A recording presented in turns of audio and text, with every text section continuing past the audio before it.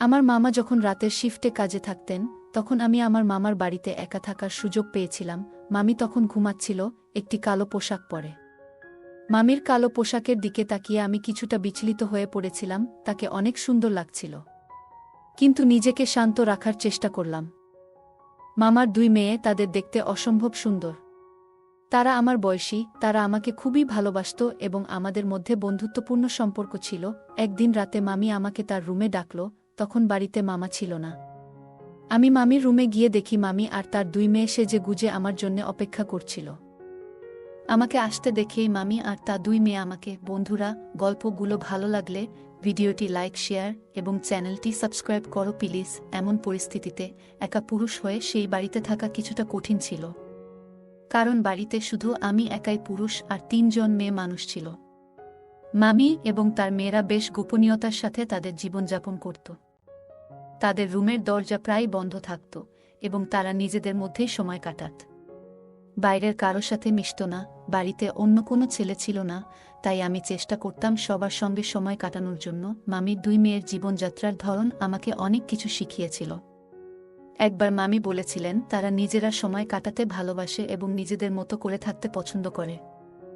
আমার মনে একটা প্রশ্ন জেগেছিল, কিন্তু মামি সবসময় তা হেসে এড়িয়ে যেতেন, যেন এর পেছনে কিছু রহস্যময় ছিল।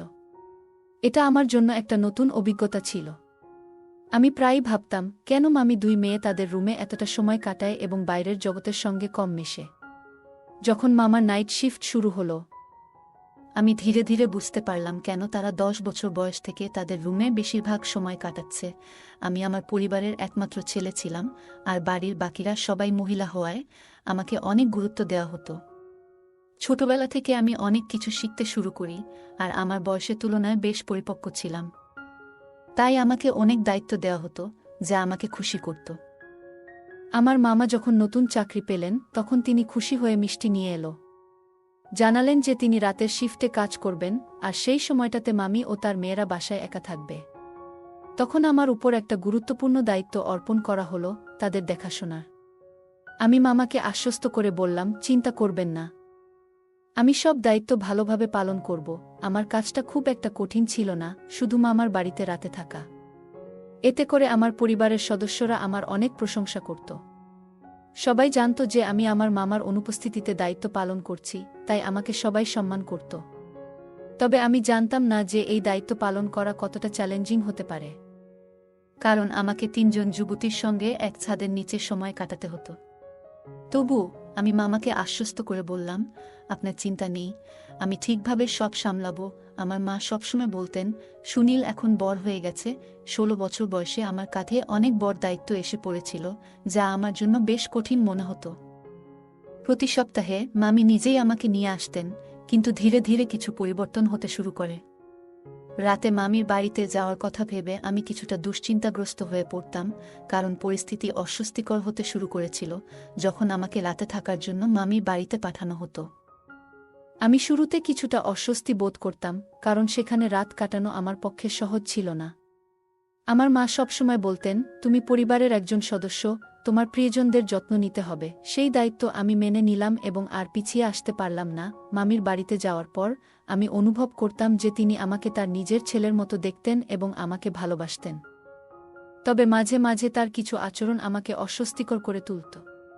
তিনি প্রায় অভিযোগ করতেন যে মামা তাকে যথেষ্ট সময় দেন না এবং তার সাথে ঠিকভাবে কথা বলেন না, কিন্তু আমি এসব ব্যাপারে কখনো হস্তক্ষেপ করিনি, কারণ আমি তখনও কম বয়সী ছিলাম এবং বুঝতে পারতাম না।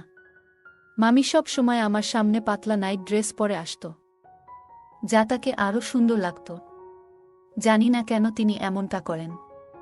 আর তার মেয়েরা তো আরও শর্ট ড্রেস পরে বাড়িতে ঘোরাফেরা করে, যা আমাকে অস্বস্তিতে ফেলে দিত। মামির সাথে আমার সম্পর্ক ভালো ছিল, আর মা সবসময় বলতেন, মামির বাড়িতে ঘুমাতে যাও, সবার খেয়াল রেখো। আমি তখন এই দায়িত্ব নিয়ে মামির বাড়িতে যেতাম। মামি হাসতে হাসতে বলতেন, আমাদের বাড়িতে বালিশের অভাব নেই, তুমি তোমার বালিশ নিয়ে এসো না। আমি হাসি মুখে বলতাম, আমি আমার বালিশেই ভালো ঘুমাই। বয়সের কারণে তখন অনেক কিছুই বুঝতে পারতাম না, কিন্তু ধীরে ধীরে যখন বড় হতে লাগলাম, মামির বাড়িতে কিছু অদ্ভুত বিষয় লক্ষ্য করতাম। মাঝে মাঝে রাতের বেলায় কিছু শব্দ শুনতাম, যা আমার ঘুমের ব্যাঘাত ঘটাত। আমি ভাবতাম এই শব্দগুলোর পেছনে কি কারণ থাকতে পারে, মামাও তো বাড়িতে নাই। তাই আমি কোনো সিদ্ধান্তে পৌঁছাতে পারতাম না। মামার বাড়ি আমার জন্য এক ধরনের অদ্ভুত ও অস্বস্তিকর পরিবেশ সৃষ্টি করেছিল, যেখানে শান্তিতে থাকা আমার পক্ষে কঠিন ছিল। তার মধ্যে আবার মামি আর তার 2 মেয়ে আমার পিছনে লেগেই আছে। যাই হোক, আমি মামির বাড়ির কিছু অদ্ভুত আওয়াজ শুনে কৌতূহলী হয়ে পড়েছিলাম। কিন্তু আমি জানতাম যে অন্যের ব্যক্তিগত ব্যাপারে নাক গলানো উচিত নয়।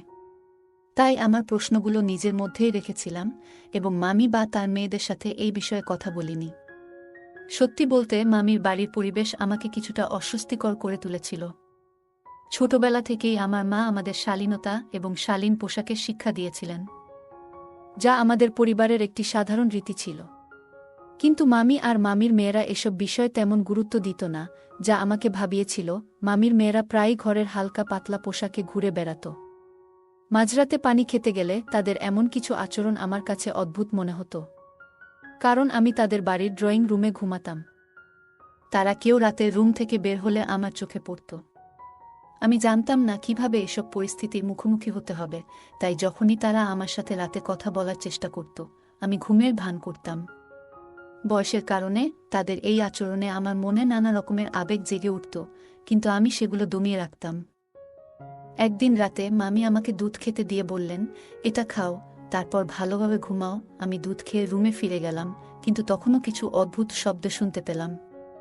ফ্যান বন্ধ করে দেওয়ার পর শব্দগুলো আরও পরিষ্কারভাবে শোনা যাচ্ছিল, যা আমাকে কিছুটা বিচলিত করে তুলল।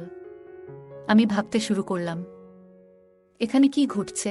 আমি তখন নিজেকে শান্ত করার জন্য একটু হাঁটাহাঁটি শুরু করলাম। অজান্তেই আমি মামি মেয়েদের রুমের কাছে চলে এলাম এবং দরজার কাছে থেমে গেলাম। শব্দগুলো মনোযোগ দিয়ে শুনে আবার কিছুটা ভয় পেয়ে গেলাম।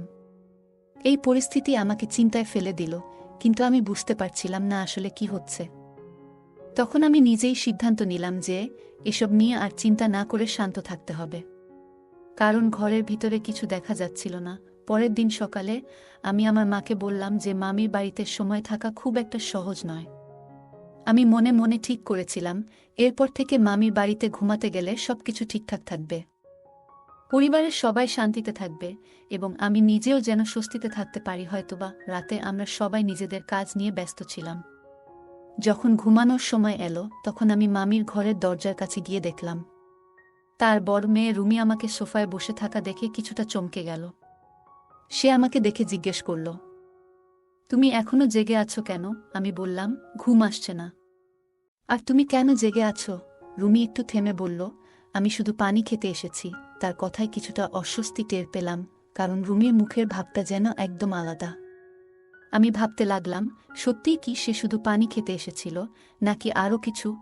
আমি রুমে একটি জগ এবং গ্লাস নিয়ে গেলাম, কিন্তু রুমিকে রান্নাঘরে কিছুক্ষণ কাটাতে দেখে আমার কৌতূহল আরও বেড়ে গেল।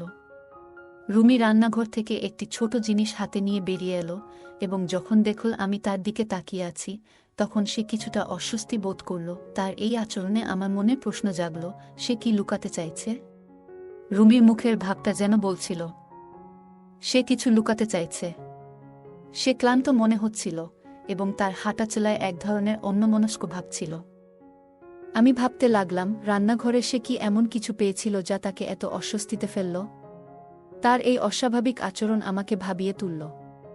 রাতে এসব ভেবে আমি ঠিকমতো ঘুমাতেও পারলাম না। আর ভোরবেলা মা আমাকে জিজ্ঞেস করলেন, তুমি কেন এত অস্থির লাগছ? মাকে বললাম, মামার বাসায় রাতে ঠিকমতো ঘুমাতে পারিনি। মা বললেন, মামার বাসা তো আমাদের নিজের মতোই, কেন তুমি সেখানে অস্বস্তি বোধ করছো? আমি মাকে আর কিছু বলতে চাইলাম না, কারণ জানতাম এতে কোনো লাভ নেই। সামনে 6 দিন সময় আছে, আমাকে যেভাবেই হোক সেখানে গিয়ে থাকতে হবে। রাতে আমি আবার খেয়াল করলাম, ফ্যান বন্ধ করলেই আশেপাশে কিছু অদ্ভুত আওয়াজ শোনা যায়। আগের মতো সেই কণ্ঠগুলো আমার ঘুমে ব্যাঘাত ঘটাচ্ছিল, আর আমি ভাবছিলাম আসলে কি হচ্ছে। ফ্যান বন্ধ করে দিয়ে চেষ্টা করলাম, হয়তো এবার আমি ঠিকমতো আওয়াজের উৎসটা বুঝতে পারবো। রাতের অদ্ভুত আওয়াজগুলো আমাকে বেশ ভাবিয়ে তুলেছিল। কি হতে পারে এসবের পেছনে? আমি আমার মামির বাড়িতে যখন গিয়েছিলাম, তখন এক অদ্ভুত পরিবেশ টের পেয়েছিলাম। কম্বল মুড়িয়ে শুয়ে থাকার সময় খেয়াল করলাম রুমি চুপচাপ ঘরের বাইরে উকি দিয়ে দেখল আমি ঘুমিয়ে আছি কিনা। কিছু না বুঝেই সে সিঁড়ি বেয়ে ছাদে উঠল। তার এই আচরণ আমাকে কৌতূহলী করল, তার ছাদে যাওয়ার পেছনে কি কোনো বিশেষ উদ্দেশ্য ছিল, নাকি আমাকে কিছু বুঝাতে চাচ্ছিল? আমি জানতাম মামির মেয়েরা যদি কিছু ভুল করে এর দায়ভার আমার উপর পড়বে। তাই ঠিক করলাম আমি সতর্ক থাকব। মামা আমাকে দায়িত্ব দিয়ে গেছেন, তাই এটা পালন করাও আমার কর্তব্য। পরের রাতে যখন রুমি আবার ছাদে গেল, আমি তার পিছু নিলাম। বারান্দায় গিয়ে যা দেখলাম তা দেখে আমি চমকে উঠলাম। রুমি কিছু একটা করছিল যেটা আমার নজর এড়িয়ে যাচ্ছিল না। আমি তার সামনে দাঁড়াতেই সে ভয় পেয়ে গেল এবং ছাদ থেকে তাড়াতাড়ি নেমে এলো। আমি তাকে প্রশ্ন করলাম, তুমি এখানে কি করছো? রুমি ভয়ে ভয়ে বলল, তুমি কে আমার কাজ নিয়ে প্রশ্ন করার? যা করছো সেটা করো। তার আচরণে আমি হতবাক হয়ে গেলাম। তখনই সে হঠাৎ আমার পায়ের কাছে পড়ে গেল এবং অনুরোধ করল, পাপাকে কিছু বলো না, তুমি কিছু জানো না।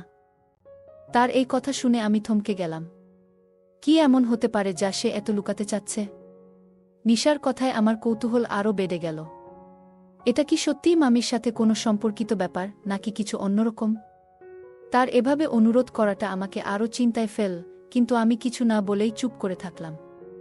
বুঝলাম, এই রহস্যের পেছনে আরও কিছু আছে যা আমি জানতে চাই। আমি নিজেকে খুব অস্থির অনুভব করছিলাম যখন রুমি আমার সামনে হাত জোড় করে অনুরোধ করল, বাবাকে কিছু বলো না, এতে আমাদের অবস্থা আরও খারাপ হবে। সে আমাকে বলল, তুমি তোমার রুমে যাও, আর কখনোই ছাদে আসবে না। রুমির এই কথায় আমার মন অস্থির হয়ে গেল, কারণ আমি কখনো ভাবিনি যে আমার মামির সাথে এমন কিছু ঘটতে পারে।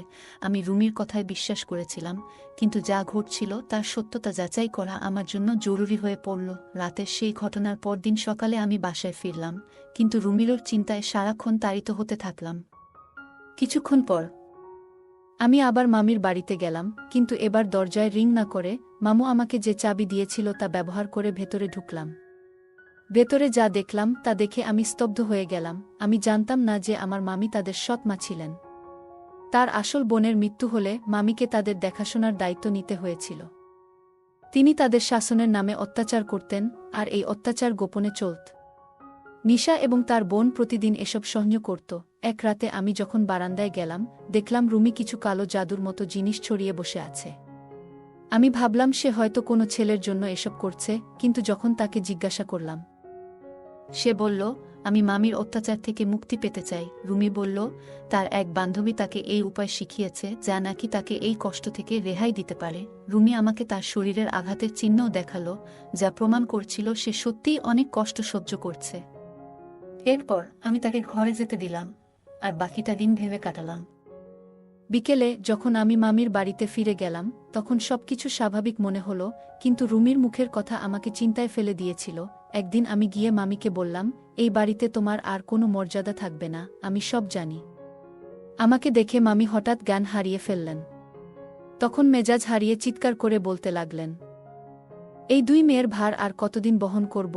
মামি তার দুই বোনকে ধরে ঘরে নিয়ে গেলেন। সন্ধ্যায় মামা বাড়ি ফিরলে আমি তাকে সবকিছু বললাম। তিনি মামিকে বললেন, তোমার সঙ্গে আর থাকা সম্ভব নয়, বাস্তবতা খুবই কঠিন। একজন সৎ মা কেমন হতে পারে তা আমরা অনেকেই জানি, কিন্তু যখন তিনি এতটা নিষ্ঠুর হয়ে ওঠেন যে নিজের মেয়েদেরও নির্যাতন করেন, তখন তা সত্যিই অমানবিক। এটা আমাদের সমাজের এক কঠিন বাস্তবতা যে অনেক সময় সৎ মায়েরা প্রথম স্ত্রীর সন্তানদের সাথে অন্যায় আচরণ করেন। শিশুরা কেবলমাত্র ভালোবাসারই পিপাসু, আর এই ভালোবাসার অভাব তাদের জন্য ভীষণ ক্ষতিকর হতে পারে। জীবনের যে কোনো পরিস্থিতিতে আমাদের আবেগ ও চিন্তাভাবনা নিয়ন্ত্রণ করা উচিত এবং অন্যের ব্যক্তিগত বিষয়ে সীমা লঙ্ঘন করা উচিত নয়। কারও গোপনীয়তা বা ব্যক্তিগত সমস্যায় হস্তক্ষেপ আমাদের জন্য ক্ষতিকর হতে পারে। তাই সঠিক ও ভুলের মধ্যে পার্থক্য বুঝতে শেখা উচিত, বিশেষ করে চ্যালেঞ্জিং পরিস্থিতিতে। এই গল্পটি আমাদের শেখায়, কঠিন সময়ে ধৈর্য ধরে সঠিক সিদ্ধান্ত নেওয়া কতটা গুরুত্বপূর্ণ, এতে ভবিষ্যতের সমস্যাগুলি এড়ানো সম্ভব হয়। গল্পটা কেমন লাগলো জানাতে ভুলবে না। আরও মজার মজার রোমান্টিক গল্প শুনতে চাইলে ভিডিওটি লাইক, শেয়ার এবং চ্যানেলটি সাবস্ক্রাইব করতে এবং বেল আইকনটি ক্লিক করতে ভুলবে না। ধন্যবাদ।